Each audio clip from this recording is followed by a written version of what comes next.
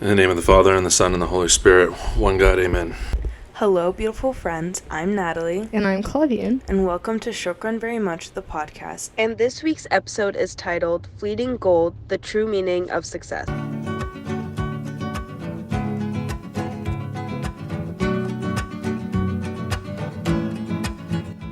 Happy Monday, everyone.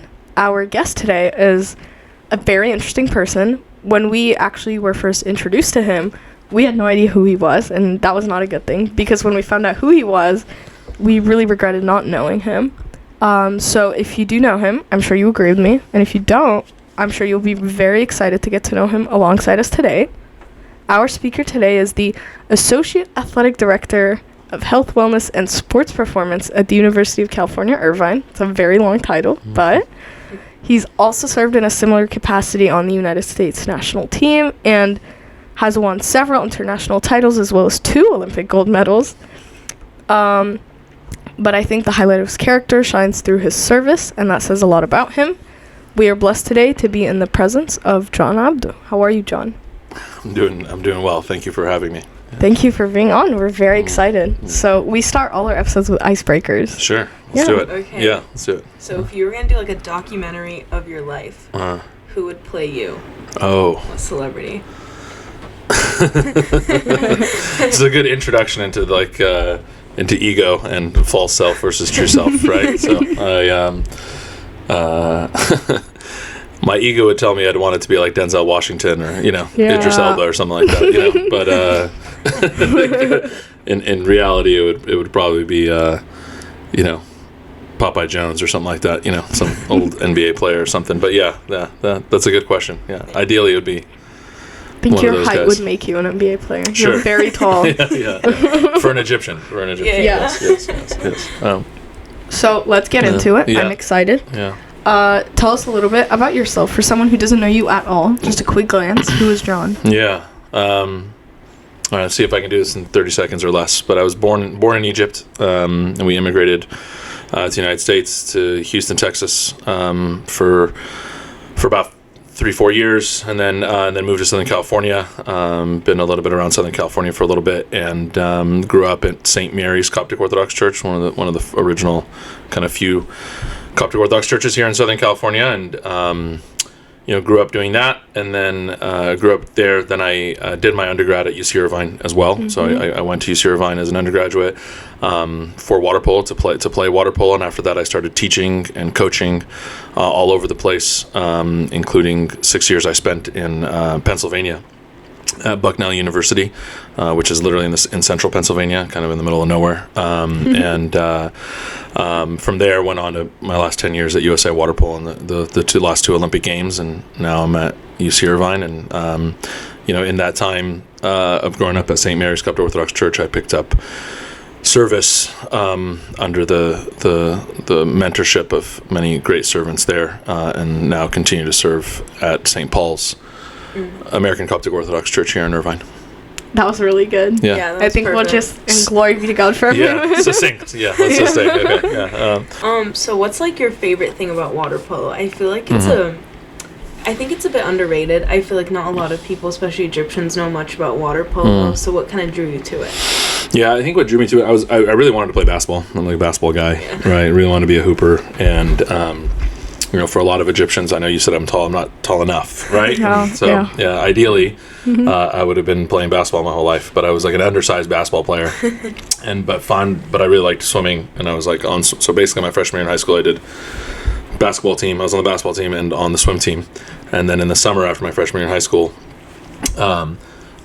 someone like pointed me to the pool and said they play water polo in there, and it was like this combination of like swimming and basketball and soccer and like all these great sports into one, and it was like all in one, a little bit of wrestling, some fighting, and I'm like, oh, this is amazing, right? So it was like kind of combined all these things I really liked into one place, and it was very, it was a lot of fun, and it hooked me. But at that point, I'm talking about finding water polo at the age of 15, 16 after my freshman year in high school, whereas like if you come to any of these churches now, I could find 5 or 6 Egyptian boys and girls, or I shouldn't say that, Coptic, right? Or within our parishes, playing water polo now, and some of them started when they were 7, 8, 9 years old, So just by haphazardly found it, but So that kind of answers, like, how did you begin your water polo journey? Yeah. But I'm going to ask you then, what's your, like, sales pitch for someone to go into water polo? Yeah, it's worked on a few cops, just so you know. Yeah, Okay. I've recruited several over the years. Go To for it. jump into the sport. Look, I think the cool thing about the sport is that it's a full body workout. Like, so it requires kind of, it's arguably known as the toughest sport in the world, because whether you know the sport or not, you can't touch the bottom, you can't touch the sides, right? Like you have to be floating, swimming, fighting, throwing at all times, and so it's really hard. So it's a good full body workout. You get to be outside a lot. You get to really experience, I think, one of the best qualities of all the sports into one. So I get to kind of wrestle, I get to throw, I get to score goals, I get to have teammates, I get to pass the ball, I get to swim, which is always a good thing when you live in Southern California and it's hot, right? And you get to be in the pool all summer, is a good thing. I always noticed that when I was in the gym in the summer basketball team stuff was always really hot and sweaty and just gross, and then I'd get to jump in the pool and be like, oh, this is refreshing, you know? So if you want a refreshing sport to play, then I think water polo is for you. I actually played basketball in high school, and I remember watching water polo from the doors of the gym, being like, what I would give right now to jump in the pool. Yeah, it feels great. And you get to do everything you would normally do in basketball. In fact, my college water polo coach told me one of the advantages I had in joining water polo was the basketball experience I had. So really similar sports. There's a center, right? Everything kind of revolves around the center, right? It's a game that's played like inside out, right? And so the center plays with their back to the basket, the back to the goal, things like that. So yeah, there's a lot of comparables. So you were a coach. Do you still coach? Yeah, as much as I can. I mean, I'm a teacher and coach by trade, so by trade, I would say, right? I think that's something I was born to do, if I'm following kind of God's will and His gifts, and also by trade, right? So even if I'm ever in an administrative role, I consistently see myself as a teacher and a coach, and so any chance I get to do any of those things, I relish. So what kind of like inspired you to go into like coaching and all that? It's interesting. It was very, very organic, right? And this is probably early on one of the first times I really felt like God's presence in my life, right? It's like I never really was confused about what I wanted to be when I grew up, right? Yeah. Like I'm not one of those people who was like, I don't know. I think I'd bothered my parents a lot when I'd say like, I don't know who I am yet, or I don't know who I'm going to be when I grow up, but I kind of always knew what I wanted to be from like a profession standpoint. Like teaching was like something that was very near and dear to my heart, and again, just I don't know why, right? But it was there. But I do remember being on a trip with my basketball team, and I think it was the summer before our senior year in high school. And I kept playing basketball through high school and water polo and swimming, so I was a 3-sport athlete at that time. But on the summer, I was with my coach, and I were taking a walk somewhere on this trip, and he just we were talking about life, and the first thing he said is like, no matter what you choose to do when you grow up, unless you're helping people, it's going to be extremely unsatisfying. Because you're just never going to be satisfied unless you're doing something where you're serving other people.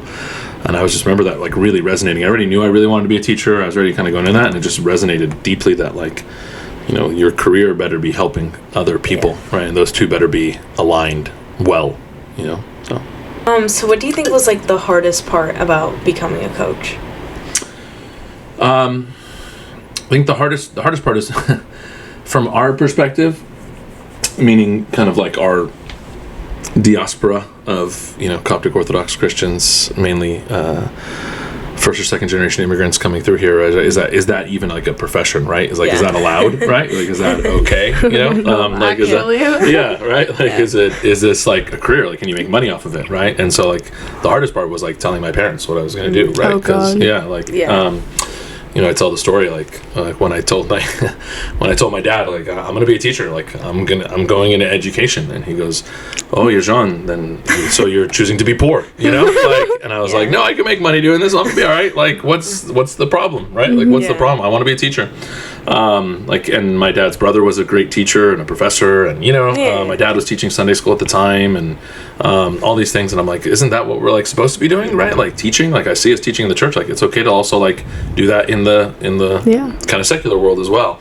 And so they just really had a hard time with that. So then after that, it's like I had to get over the fact that, like, well, John, you're going to be poor the rest of your life. You know, how are you going to deal with that? How are you going to have money? No way. Like, how are you going to find a wife? How are you going to find a spouse? Like, why would anybody want to be with you if you don't have money to support them and go through that? And so what are you going to do for money? You know, so then you kind of fighting through that and kind of, through the stubbornness of it. And then at some point he realized, like, you're probably pretty good at this, or like there's some like pathway for you on it.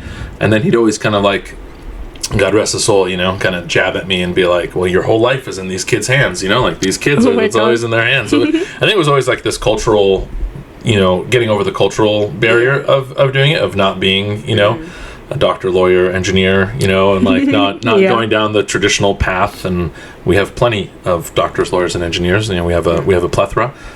Some would say too many of lawyers, in certain situations. So, does the world have enough teachers? Do we have enough artists? Do we have enough poets? Do we have enough, people who are invested in making the world a better place, on a micro level, like working with people individually and on a macro level, team level. I'm obsessed with the team concept.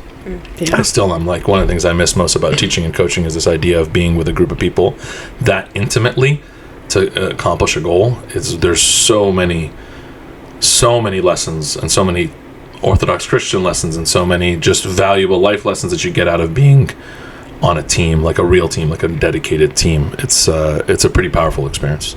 Yeah. Okay.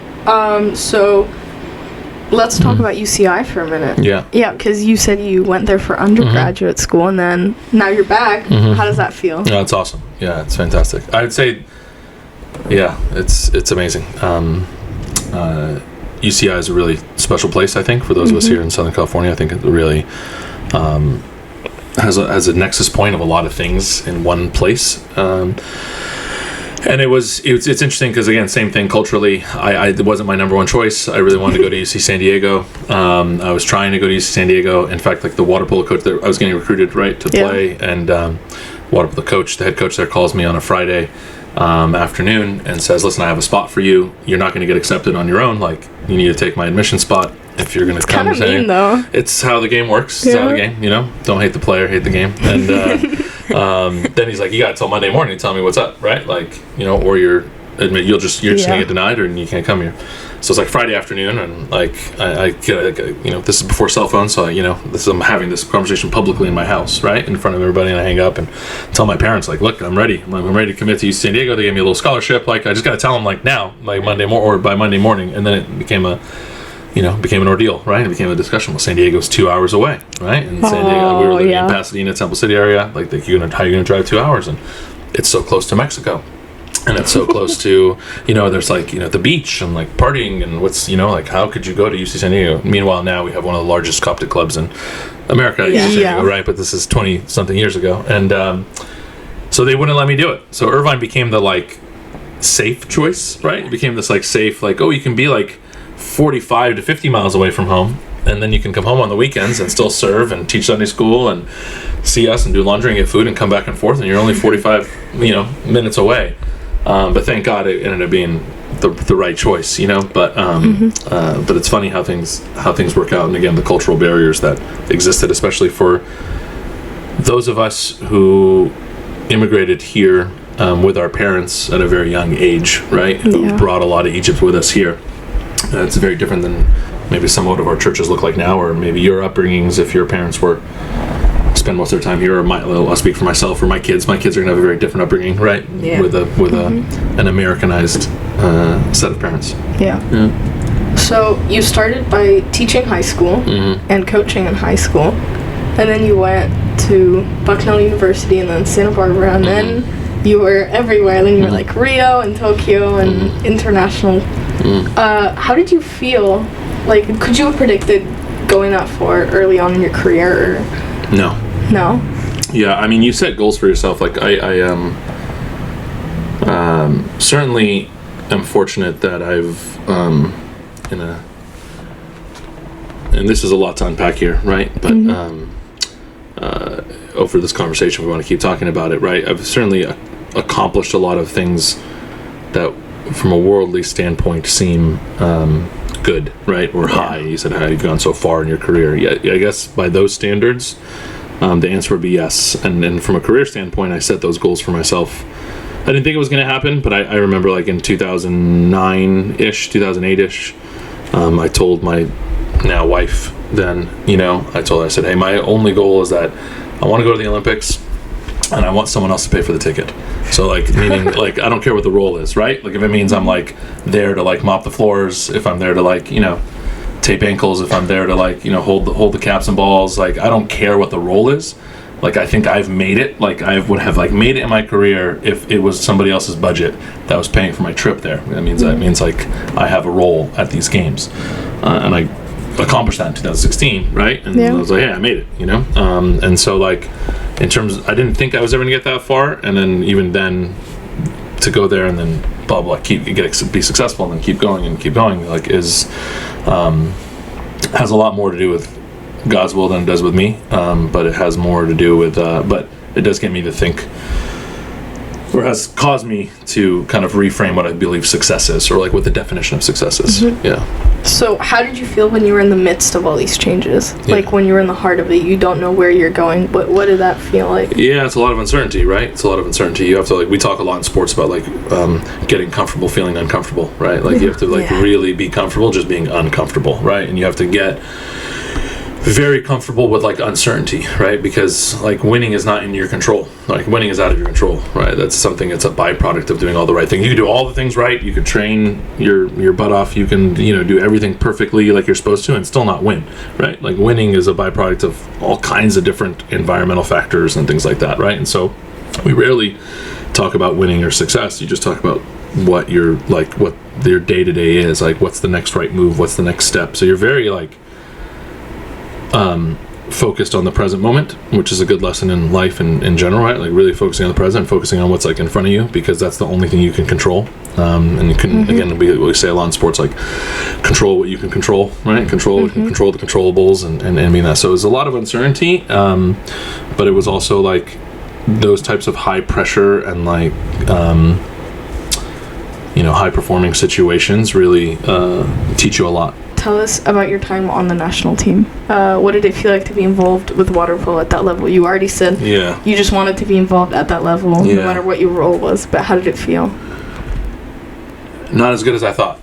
Really? Yeah. I'll be honest, right? So you spend your whole life kind of like chasing these, what they call, kind of big audacious goals, right? Where I really wanted to, that's what I wanted, right? If you told me, like I said, like 2008, 2009, they're like, you get to, like, you're going to get to achieve your goals, right? And my goal was I was going to go to the Olympics and I was going to do this. And so not only did I get to go to the Olympics, I was the boss, right? Like I got to go and I was in charge of everything, right? And that's wild, right? To think that that was the goal, right? That I got to do that. And you would think that that would make me happy, right? And that would make me content, or that would, and it just didn't, And so I think like my time with the national team, especially the last, I'd say from 2017 to 2021, coming home from Tokyo, and considering a lot happened between 2017 and 2021, including it was a different world. Yeah, and in the middle there's 2 years of a pandemic or more, and we were supposed to go to the Olympics in 2020, and then those got postponed for a year, so we ended up going in 21. And when we did go, no one else was allowed to go. There was no one there. It was so strange to watch. Yeah. So I was one of the few people in the room, right? Like the leaders got to go, right? But their parents, the athletes' parents didn't get to go. My family didn't. My whole plan was to probably bring my wife and kids with me, right? Like everybody's plan is usually that, right? In one way, shape, or form. That's like the pinnacle. You're there for a long time. I was there for 3.5 weeks in Tokyo. So you don't want to be gone from your family that long for coaches, athletes, right? So like that's usually the support system comes, because that's a big deal, as opposed to maybe going to a week tournament here or 2 weeks there. It's like the Olympics, everybody comes, but we didn't get that. But that's just the Olympic Games. But even before then, I got to go to Rio, and I was in 2016 and experienced that, multiple world championships and Pan American Games and things like that. And I would say like all of those things felt, and the experience was cool. It was cool.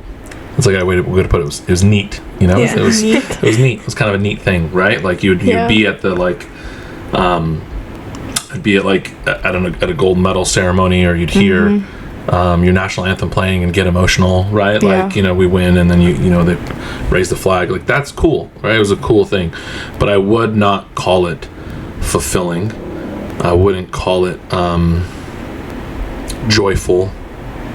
I wouldn't call it satisfying, and I wouldn't call it a lot of things, right? And so otherwise I'd still be doing it, you know? Yeah. And I think I'm fortunate that I'm very fortunate that God let me like taste or touch success at a high level, because otherwise I still might be chasing it. Yeah. And I think that's the wisdom that he's trying to teach me, right? Is that he let me taste success so that I could just walk away from it. Because there's many of us here on earth that spend a lifetime chasing success and chasing titles and chasing and winning, and for me, in my case, medals, or like, you know, winning games. And for other people it's like, you know, getting a promotion at work, or getting a higher salary, or getting you know, more and more prominence and more fame and more success, you know, in whatever field you're in. And you chase it and you chase it and you chase it, but the problem with that chase, right, is that oftentimes, depending on who you are, right, it can take you along paths that aren't very fruitful or edifying for your Christian life. And not to say that was 100% the case with me, right, but it's something to consider, right? And so I really wanted success, like and I still do, right? There's like, I battle these demons. I want to achieve at a high level, and I want to succeed. But the more and more you spend learning about Jesus, and the more time you spend, you know, contemplating his life and the purpose of us being here, the less you understand how the less important those things are, right? And the less important you understand deeply how little that meant, right? There's Many Mina would always there was stories of Saint Mina of Many Mina, right, who was he was a well decorated war general or hero, right? Like always, like whatever titles they used in that era, right? But he was high up there, and you know, got a lot of accolades for it. And you know, as the stories go for him, right, he takes his medals and he throws them down, he throws them away, right, he burns them, right, he doesn't even acknowledge them, right? And so, who do I want to be when I grow up? Do I want to be the person? Who do I want to be when I grow up? Do I want to be like Many Mina? Like, do I want to be somebody who gets medals and knows their true value of them as just worldly objects that don't mean anything? Or do I want to be the person that takes that medal or that achievement and make it my full identity, right? Yeah.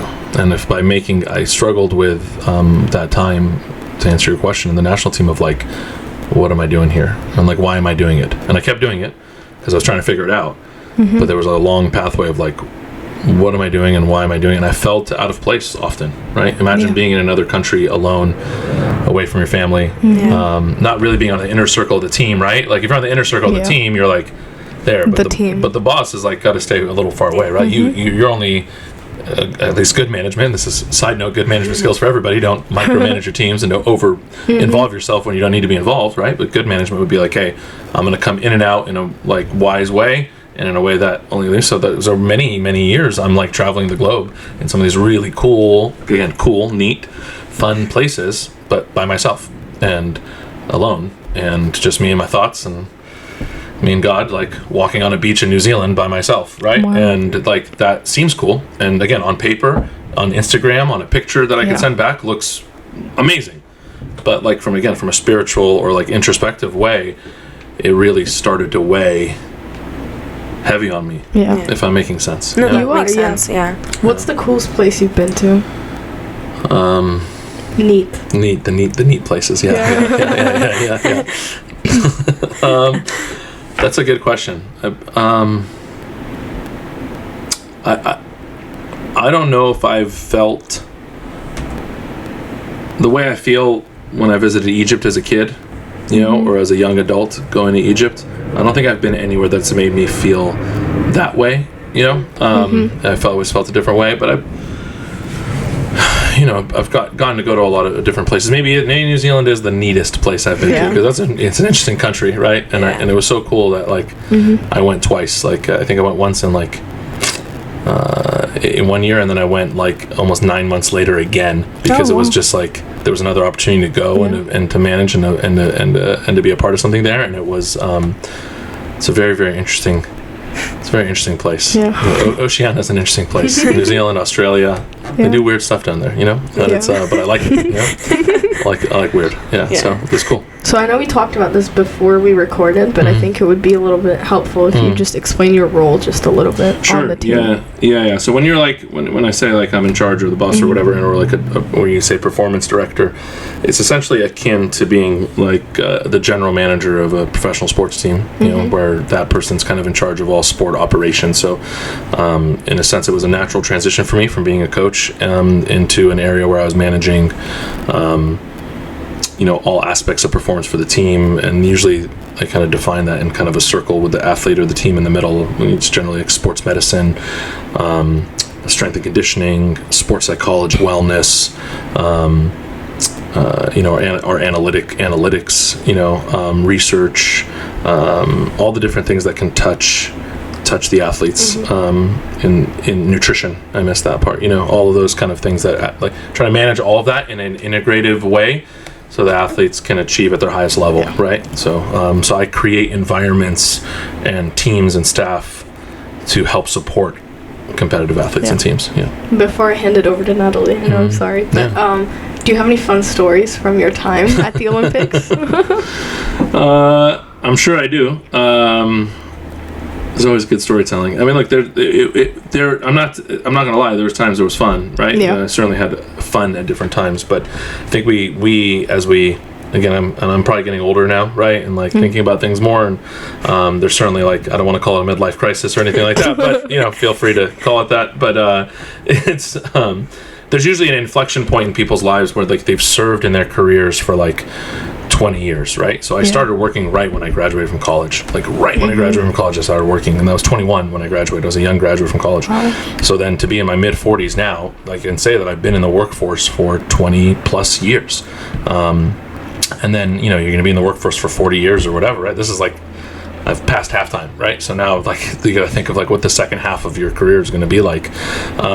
So yeah, maybe there's fun things. I'm trying to think of a story for you, you know, I guess, while I'm stalling. But you know, while there could be some good stories in that, but more importantly, I kind of think back about like, you know, what I've learned, you know, kind of from a wisdom standpoint, you know, from an experience standpoint. That's what I keep going back to. But I guess I'll finish the story from like Tokyo. That was an interesting one because like being 3.5 weeks, that's most recent. And you said you saw it a little bit on TV, right? That like it was, the stands were empty and things were empty. But like that story within itself, this is not going to sound a lot of fun, but it's a good story. It's, you know, we got to Tokyo, and as soon as we got to Tokyo, this is during the time of COVID, right? So we were in a COVID bubble at that time, right? So we're in a COVID bubble at that time, and we're getting tested at the airport. So we have to go to the airport and test immediately on COVID. So we had like a 10 to 12 hour stay at the airport just to get like tested, you know. And then we're testing daily once we got into the Olympic Village at that time. So, and you spit in a tube, and you have to like walk your spitty tube over, you know, to this booth, and you like give your spitty tube up, and so essentially for 3.5 weeks I was by myself in a Japanese room, by myself, right, for that time. So talk about being in like a pressure cooker chamber, and that is like, you know, the size of this room. Let's just say like it's basically the size of a master bathroom in a home. So the size of a master bathroom in a home is your whole hotel room.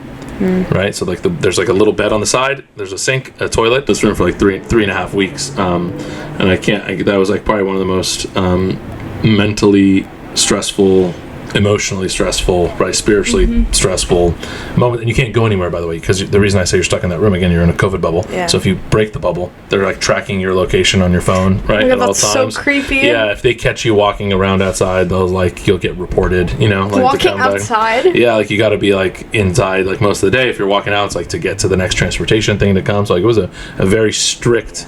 And if you know anything about Japanese and the Japanese culture, like they're very strict and they're very organized. It's pretty amazing how efficient they are. So I was like stuck at all times in this thing. So it's a really that's a story, but it may not be that much fun to hear about, you know. But there are some fun ones in there too. Like you asked me probably the coolest place I've been to, and again, these things are cool. They're not meaningful. But it was probably like the Olympic Village cafeteria. So like eating in the cafeteria in the village is probably the coolest thing because it's like kind of like a model United Nations. You know what I mean? Every country is there, and there's 206 countries represented at the Olympic Games. So within those like 206 countries, you're hearing like 100 different languages as you just like take a lap like, to get food and stuff. So it kind of felt like the way I describe it is like I kind of started feeling like this is what heaven would look like. Like if heaven was like a destination, it would look like this. It would be very multicultural. There'd be a lot of languages being spoken. There'd be a lot of different people that all look very different from each other. We'd all be different, different kinds of foods. And I'm like, this is heaven, So like my way of praying when I was at the Olympic Games was like to take a lap before I ate anything in the cafeteria. Would take one lap all the way around the Olympic Village cafeteria just to take it in and like this is like I'm in heaven right now, and like then now I'll eat afterwards. Yeah. Shokran very much for listening to part 1. You will have to wait till next week to hear the rest of it. Shokran very much for listening, and we'll see you next week.